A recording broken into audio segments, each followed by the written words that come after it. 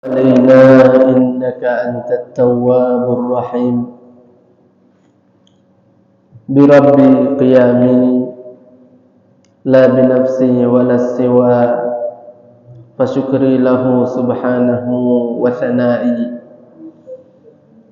السلام عليكم ورحمة الله وبركاته.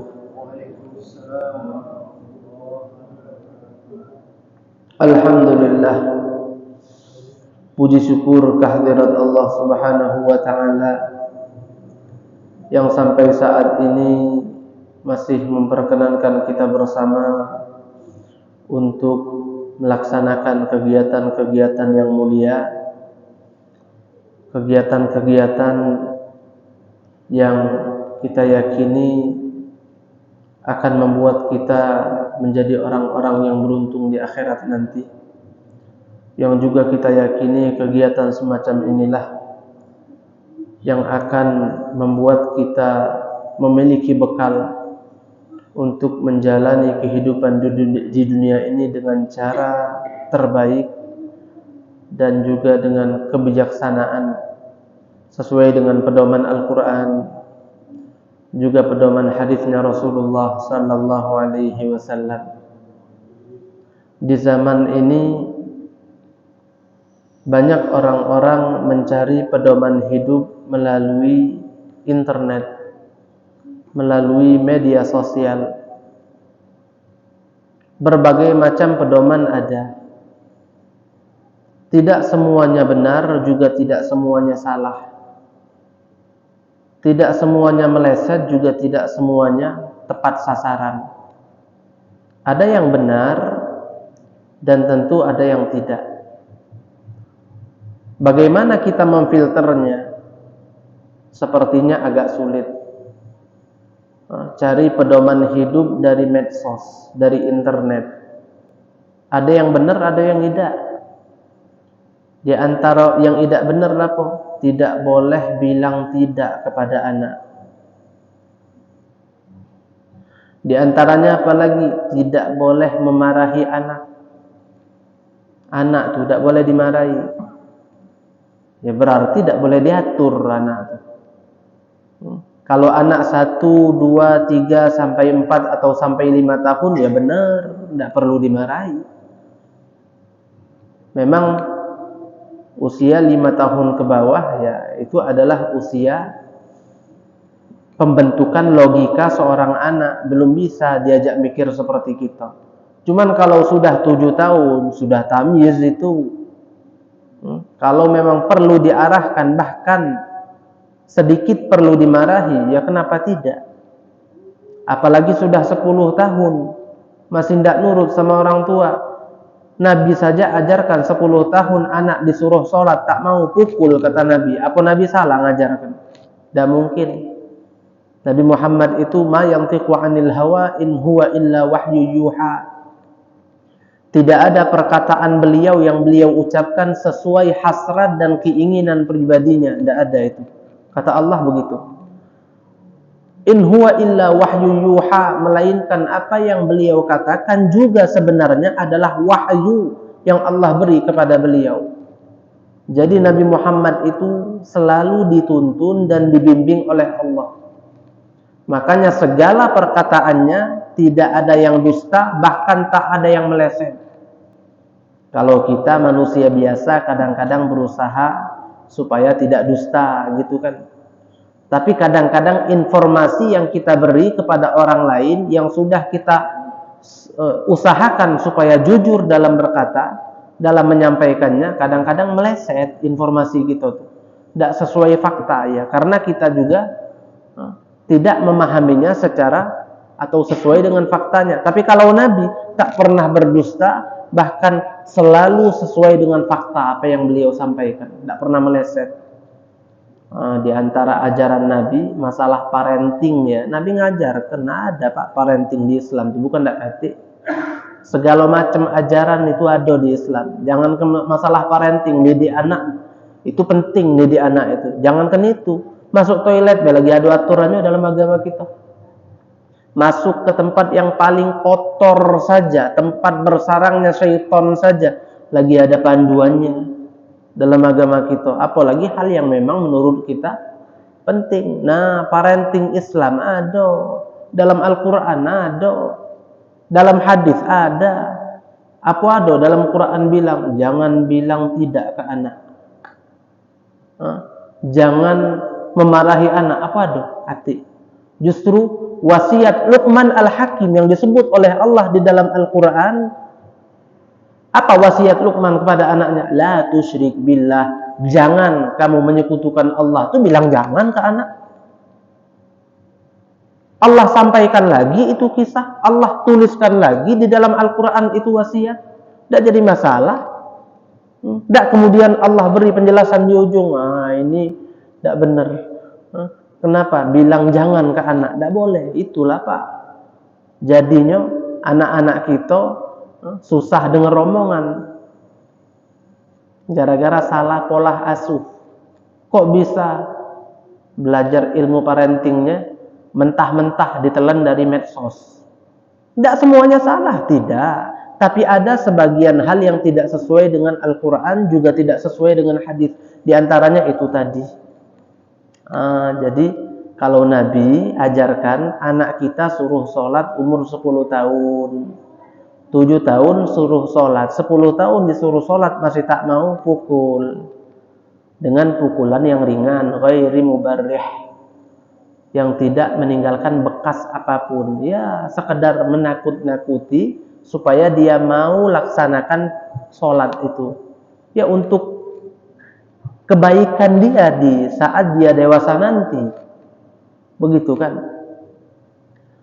Jadi semuanya itu ada di dalam Al-Quran, ada di dalam hadis. Makanya kalau nak belajar panduan hidup, sepertinya jangan dari medsos. Ngapa? Ada yang benar, ada yang salah, dan kita tidak bisa memilah. Kecuali kita pakar mungkin memang. Tapi kan tidak semua hal kita pakar di situ. Tapi semuanya mau ditelan dari internet. Jangan. Tidak tahu yang mana yang valid, mana yang benar, mana yang salah, mana yang tidak. Tidak tahu. Ditelan galau, kacau hidup kita. Memang orang kafir targetnya seperti itu. Apapun yang ada di internet, umat Islam pun telan mentah-mentah, kacau semua. Jadi kita pola pikirnya sesuai apa maunya mereka ujung-ujungnya. Buat apa Allah turunkan Quran? Buat apa Nabi Muhammad tinggalkan hadis-hadisnya? Di situ semuanya ada dan lengkap sekali. Tinggal kita kulik dan kita pelajari. Alhamdulillah. Di antara nasihat-nasihat dan wasiat yang tentu telah diintisarikan juga dari Al-Quran, juga dari hadisnya Rasulullah Sallallahu Alaihi Wasallam, itu adalah nasihat-nasihat yang dituliskan di dalam kitab yang akan kita baca pada setiap perjumpaan kita ini dengan nama An-Nasaih Ad-Diniyah wal Wasaya Al-Imaniyah, nasihat-nasihat agama dan wasiat-wasiat keimanan, karya atau yang disusun dan ditulis oleh seorang ulama besar di zamannya, seorang ulama yang sangat tinggi ilmunya, juga tinggi magamnya, Al-Imam Al-Habib Abdullah bin Alawi bin Muhammad Al-Haddad. Mudah-mudahan berkat kita membaca kitab ini, kita mendapatkan wawasan yang luas mengenai ilmu agama kita, sehingga kita menjadi orang-orang yang bisa menjalani kehidupan dunia yang singkat ini dengan cara terbaik, sesuai dengan panduan Al-Quran, juga panduan sabdanya Rasulullah Sallallahu Alaihi Wasallam. Amin ya Rabbal Alamin. Masih kita pada pembahasan islahul qalbi wa taqwimuhu, yang artinya adalah memperbaiki dan membenahi hati. Jadi masalah ini yang nak dibahas ini urusan hati. Hati-hati dengan hati, ya, hati-hati dengan hati. Karena hati kita adalah tampang kita di hadapan Allah. Hati kita bagus, maka kita di mata Allah adalah orang yang tampan. Hati kita busuk, maka kita adalah orang yang jelek di pandangan Allah Subhanahu wa taala. dan dari situlah Allah akan menentukan di mana tempat yang layak bagi kita nanti di yaumil mahsyar, atau nanti setelah kiamat berlalu, surga atau wal'iyadzubillah justru nerakanya Allah Subhanahu wa ta'ala. Wa qala ta'ala hakiyan an Ibrahim khalilihi alaihi salam. Allah Subhanahu wa ta'ala berfirman di dalam Al-Qur'an, yang mana di dalam firman ini Allah mengkisahkan seperti apa dulu Nabi Ibrahim alaihissalam pernah memanjatkan doanya. Jadi Nabi Ibrahim semasa hidup beliau itu pernah berdoa. Apa isi doanya? Wala tukhzini yauma yub'atsun yauma la yanfa'u malun wala banun illa man atallaha biqalbin salim. Beliau berdoa, ya Allah, janganlah kau hinakan aku di hari yang mana ketika itu umat manusia dibangkitkan. Maksudnya di hari kiamat nanti, ya Allah, janganlah engkau hinakan aku. Nah, jadi beliau tidak mau mendapat kehinaan di hari kebangkitan nanti. Sebab kenapa? Di hari kebangkitan itu akan ada sebuah momen yang namanya mahsyar. Semua umat manusia yang pernah diciptakan akan dikumpulkan oleh Allah serentak. Bayangkan ada berapa miliar manusia yang akan berkumpul di satu waktu ketika itu nanti, berdesak-desakan. Bahkan dalam riwayat ada yang menyatakan puluhan orang bertumpuk-tumpukan saking sempitnya. Bukan karena padang mahsyar itu kurang luas, bukan. Tapi karena saking banyaknya populasi manusia yang berkumpul di tempat itu. Subhanallah. Dan di saat itu Allah menumpahkan amarahnya sebesar-besarnya. Tidak pernah Allah itu semarah itu. Sebelumnya tidak pernah. Juga setelahnya tak akan pernah lagi Allah semarah di hari mahsyar itu. Jadi para nabi, bahkan para rasul di saat itu, mereka tetap merasakan rasa takut yang ada di dalam hati mereka kepada Allah Subhanahu wa ta'ala. Makanya ketika umat manusia mendatangi mereka, mereka menjawab nafsi-nafsi masing-masing. Aku, kamu, urus diri kita dewek-dewek. Bahkan dalam riwayat dinyatakan sebagian nabi tersebut ada yang menjawab, aku sendiri tidak yakin akan selamat dari murka Allah di hari ini. Jadi itu adalah hari yang sangat menegangkan sekali, bahkan untuk para rasul sekalipun mungkin. Nah, jadi beliau semasa hidup pernah berdoa, la tukhzini yauma yub'atsun, ya Allah, jangan engkau hinakan aku di hari kebangkitan nanti. Yauma la yanfa'u malu wala banun, yang di hari itu tak ada gunanya semua harta dan juga anak-anak keturunan. Banun itu artinya anak-anak laki-laki. Biasa kan amboan kita nih Pak, harta nomor 1 kan. Terus amboan kita nih apa lagi hidup di dunia? Anak. Iya. Nah, banyak wong berambok anak. Kalau berambok harta lah ceto. Wong duit banyak. Mayoritas orang kaya itu ingin menampakkan seberapa kaya dirinya. Karena kekayaan bagi orang yang mencintai dunia itu adalah prestasi tertinggi. Iya, prestasi tertinggi. Ketika dia bisa mengumpulkan harta sebanyak-banyaknya dan orang tahu itu, pamer. Bil fulus kullu syai' mulus. Dengan fulus segalanya mulus, apapun bisa dibeli. Itu kan kata kita. Mafi fulus manfus. Tidak ada fulus, mampus. Nah, lagi-lagi itu kata kita. Jadi memang harta itu sangat bermanfaat sekali ketika di dunia, tapi di akhirat tidak ada guna. Yang paling berharga, yang paling berguna saja di akhirat tidak ada gunanya, apalagi yang lain. Wala banun, begitu pula anak-anak yang ketika hidup mungkin kita sering ceritakan ke orang lain, oh anak aku sudah bisa ini, anak aku sudah hafal ini, anak aku sudah belajar di sini, anak aku sudah selesai studinya, anak aku sekolahnya ke luar negeri, anak aku sudah kerja di sana, anak aku sudah sarjana ini dan itu, anak aku dokter, anak aku pokoknya kalau cerita anak banyak yang pintar, Pak. Banyak yang pintar. Kenapa? Karena dia menyayangi anaknya, wajar selagi mungkin dengan porsinya ya.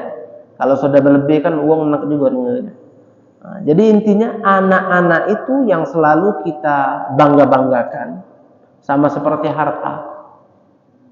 Tapi ternyata kedua hal ini yang paling kita bangga-banggakan ketika di dunia tidak ada gunanya. Bayangkan hal yang paling kita bangga tidak berguna di akhirat. Illa man atallaha biqalbin salim. Nah, poinnya di sini, kecuali orang yang di hari itu menjumpai Allah Subhanahu wa taala dengan membawa hati yang selamat, hati yang bersih, hati yang suci. Tuh, baru bisa hidup dengan tenang nanti di hari itu. Jadi poinnya apa? Kebersihan hati adalah hal termahal dan satu-satunya sesuatu yang bisa bermanfaat di hari itu nanti. Siko itulah harta kita tidak ada lagi gunanya, bahkan anak kita pun tidak bisa menolong kita. Yang bisa nolong apa? Hati yang bersih. Ini saking pentingnya yang namanya hati bersih itu nih. Jadi selamat atau tidaknya kita di hari itu nanti itu tergantung seberapa hebatnya kita ketika di dunia ini menjaga hati kita dari kotoran-kotoran hati. Alhamdulillah. Fahris kullal hirsi rahimakallah ala an ta'tiya rabbaka bil qalbi salim. Maka bersungguh-sungguhlah engkau, kata beliau, untuk nanti di akhirat bisa menjumpai Tuhanmu dengan membawa hati yang selamat. Kita sudah tahu ternyata yang akan berguna bagi kita di hari kiamat nanti itu hanya hati yang bersih. Itu saja, tidak ada yang lain. Setelah kita tahu itu, ya sudah, ayo usahakan. Bagaimana caranya hati kita harus selalu bersih. Berat memang, iyalah namanya nak ngejokan surga, madai nak sepeleh, madai nak gampang, nak ringan, nak ada. Nak hidup lemak be di dunia lagi sago. Ada wong nak hidup lemak di dunia mengas, Pak. Iya. Peres keringet, banting tulang. Yang digejokan apa? Cuma 1 unit rumah yang harganya 3 miliar, ya salam. Kalau rumah 3 miliar itu dibawa ke surga, buat kandang ayam di sana tidak layak. Rumah 3M itu bawa ke surga untuk kandang ayam yang ada di surga tidak layak, Pak. Merutuk ayamnya. Ngapa aku ditaruh di tempat yang jelek ini? Isinya batu bata, dalamannya itu polesan luarnya Pak ya cantik. Kena gempa roboh, ringkih. Ngejarnya mati-matian, Pak. Ada yang nyicil 15 tahun. Harga rumah 3 miliar, bayangkan. Ada, jangan kita kira wong kaya-kaya itu beli cash galau. Sebanyak-banyaknya yang beli rumah miliaran tapi nyicil tiap bulan. Sampai nak 10 juta sebulan, belasan tahun, puluhan tahun baru lunas, bergebuk. Tidur pun nanggung beban utang nih. Apa hebatnya? Mati-matian, bahkan ada yang meninggalkan sholat. Ada yang meninggalkan sholat. Untuk apa? Untuk lebih memaksimalkan waktunya agar bisa menggapai target. Sebulan harus sekian pendapatan. Ngapo? Cicilan ini, cicilan ini, cicilan ini.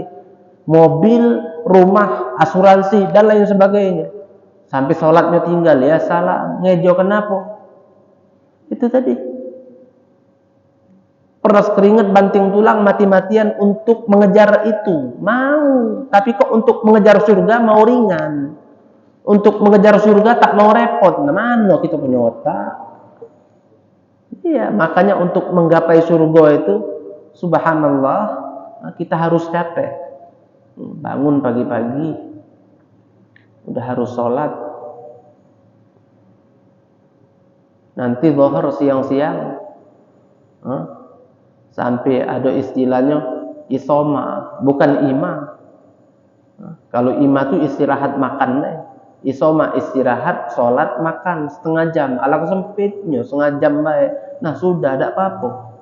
Ngejar akhirat kita nih. Nak bersantai, nak boleh surga, dah bisa. Ingin nikmat di dunia saja harus capek. Tapi anehnya orang mau capek mengejar dunia, tapi tidak mau repot. Bukan capek ya, repot dikit benar nak ngejar akhirat. Ya Allah, bingung ya kita ya. Bingung. Subhanallah. Jadi intinya untuk mengejar akhirat itu ya kita harus capek. Illa man atallaha biqalbin salim. Maka kata Al-Imamul Haddad, berusahalah sekuat tenaga agar bisa nanti di akhirat kau berjumpa dengan Tuhanmu membawa hati yang bersih. Usahakan itu. Jangan tidak bisa, kata beliau. Bersih dari apa?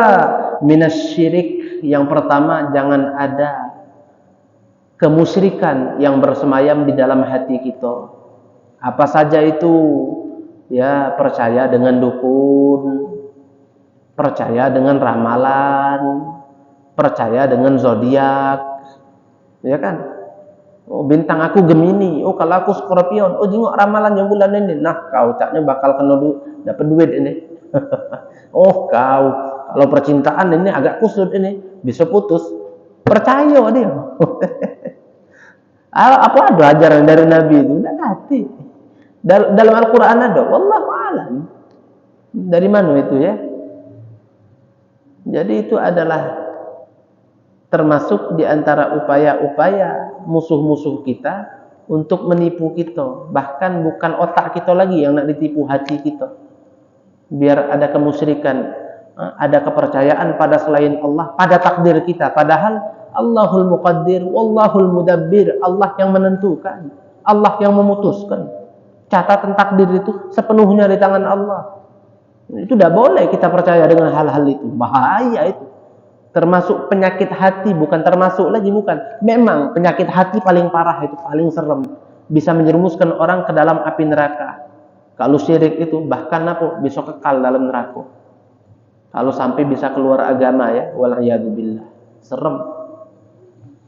Dari apa lagi kemudian? Wan nifaq. Juga bersih daripada kemunafikan. Nah, munafik ini berwajah dua.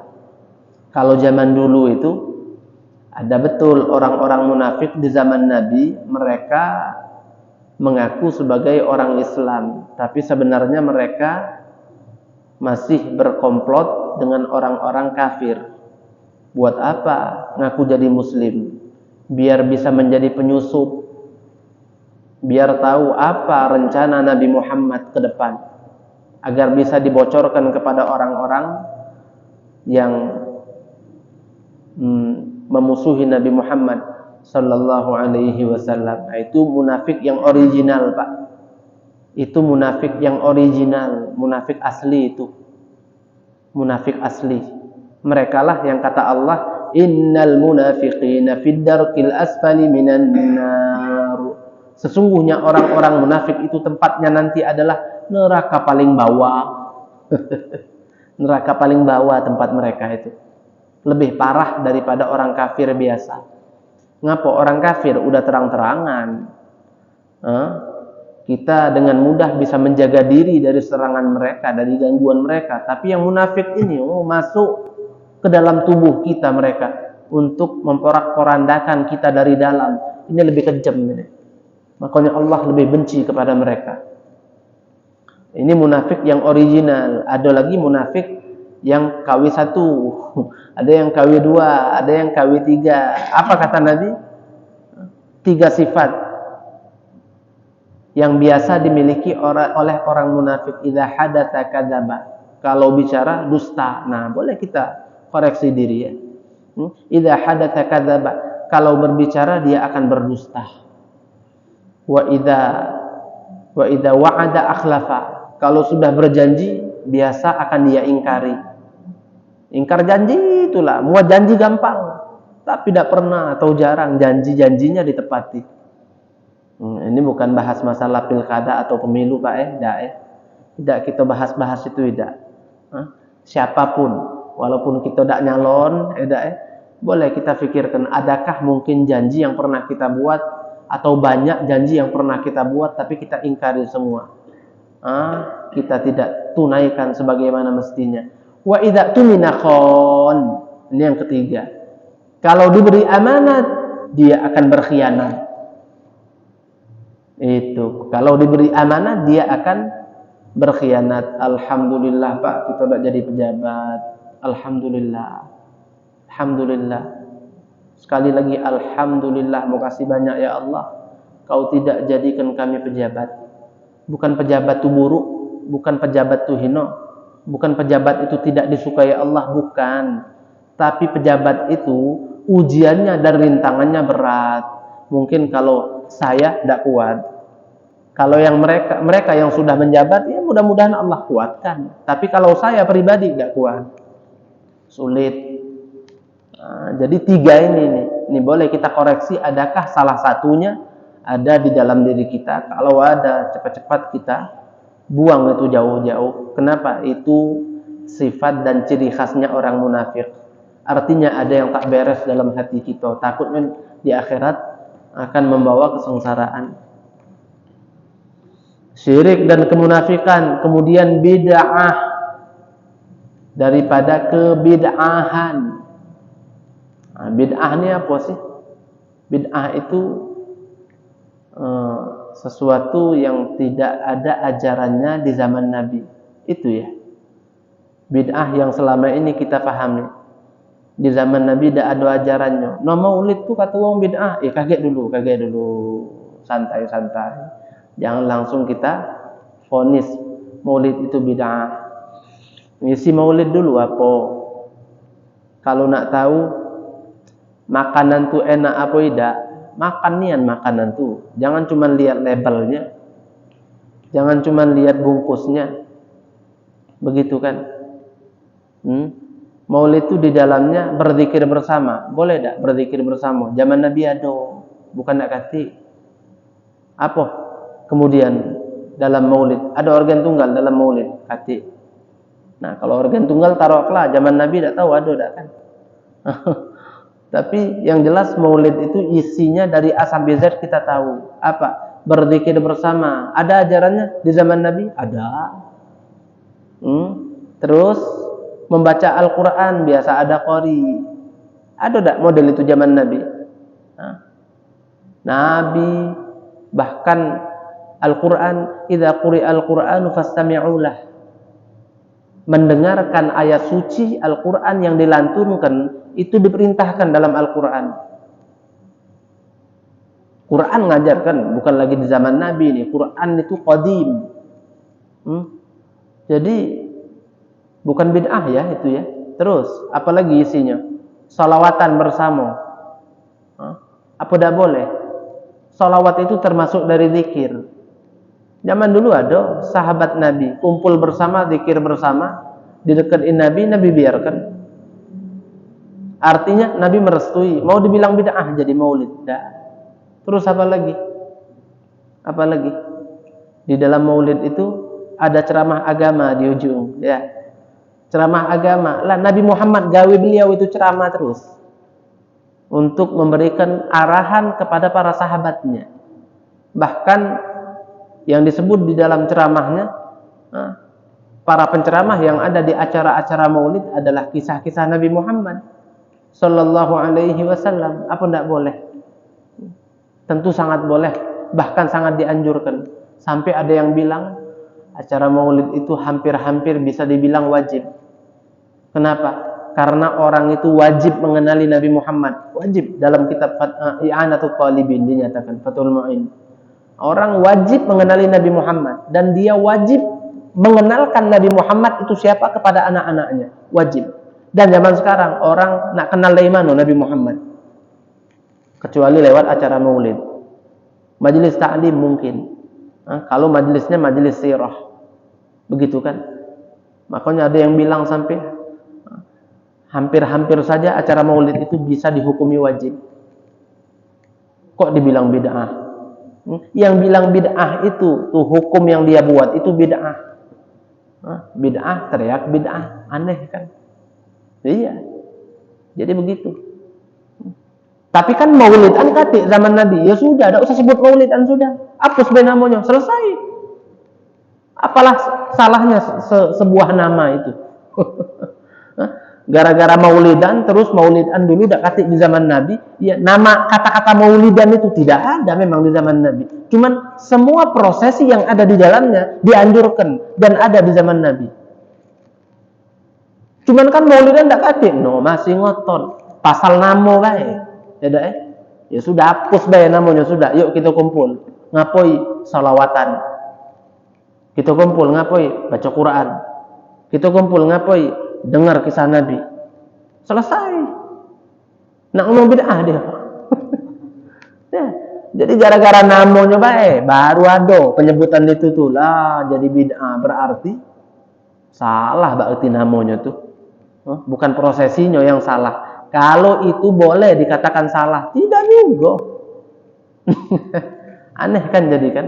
Ini kasihan Pak, yang awam-awam Pak, makan Pak. Alhamdulillah di sini majelis taklimnya banyak. Insya Allah tidak gampang makan. Cuman yang awam-awam di tempat lain, banyak makan Pak. Ada tidak maulid di zaman Nabi? Bingung dia langsung. Sekarang Bapak pernah tidak umroh? Bapak pernah tidak haji? Pernah. Ada maulidan di Masjidil Haram, ada maulidan di Masjid Nabawi, ada? Tidak ada. Nah sudah, Islam dari sana. Islam dari sana. Ya sudah, kiblat kita sana masih. Ikuti apa yang diajarkan di sana. Yang ada di sini aneh-aneh, tahlilan apa di sana udah kaki. Ya sudah, tinggalkan, bid'ah kan itu kacau Pak, makan omongan gua. Dengan mudah orang akan terkelabuhi. Tidak tahu 100 tahun ke belakang sebelum ini maulidan itu di depan makam Nabi langsung. Iya, sebelum ajaran ini ada, ajaran ini baru 100 tahun baru. 1922 itu baru muncul. Barang baru. Subhanallah. Ya. Mereka bilang seperti itu, dia udah tahu 100 tahun ke belakang maulidan itu di depan Ka'bah. Ada. Di depan Ka'bah maulidan. Di depan makam Nabi maulidan. Tidak tahu. Kasihan orang awam kan. Subhanallah, ini jadi bahas bid'ah ini. Insyaallah khair. Jadi subhanallah, jadi hati kita harus selamat daripada kebid'ahan. Apa?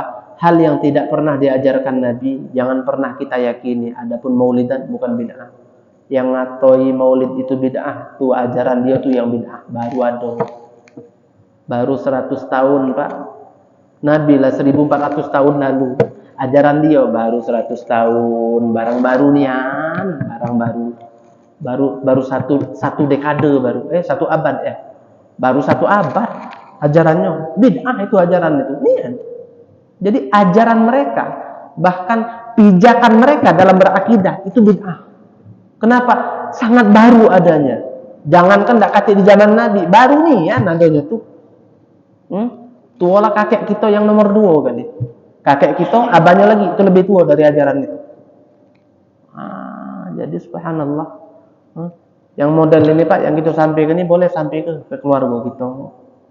Jangan sampai mereka termakan omongan. Kacau. Subhanallah. Termasuk hal yang tidak baik yang harus tidak ada di dalam hati kita, munkaratil akhlak. perangai-perangai hati yang jelek. Apa saja itu? Mislul kibir, sombong, waria, minta pujian orang lain atau ingin dilihat saat beramal, beribadah, wal hasad, iri hati, dengki, wal ghish, manipulasi, wan nifaq, wal ghish lil muslimin, memanipulasi saudara-saudara kita seiman, seagama, wa asbah dzalik, dan yang semisalnya. Insyaallah akan kita rincikan lagi pada perjumpaan yang akan datang atas izin Allah Subhanahu wa taala. Amin, Allahumma amin. Mungkin hanya ini yang bisa Al-Faqir sampaikan. Kalau ada salah-salah kata, maafkan kepada Allah, saya mohon ampun. Hadza ma naqulu lakum wal 'afu minkum. Kita tutup dengan doa bersama. A'udzu billahi minasyaitonir rajim. Bismillahirrahmanirrahim. Alhamdulillahi rabbil alamin. Allahumma salli wa sallim ala sayyidina Muhammad wa ala ali sayyidina Muhammad. اللهم اجعل جمعنا هذا جمعا مرحوما وتفرقنا من بعده تفرقا معصوما ولا تجعل فينا ولا معنا ولا حوالينا شقيا ولا مطرودا ولا محروما ربنا هب لنا من أزواجنا وذرياتنا قرة أعين واجعلنا للمتقين إماما اللهم بارك لنا في ذرياتنا ولا تضرهم ووفقهم لطاعتك وارزقنا برهم ربنا اغفر لنا ولوالدينا ولمشايخنا ولأساتذتنا وارحمهم كما ربونا صغارا ربنا آتنا في الدنيا حسنة وفي الآخرة حسنة وقنا عذاب النار وصلى الله على سيدنا محمد وعلى آله وصحبه وسلم والحمد لله رب العالمين. السلام عليكم ورحمة الله وبركاته.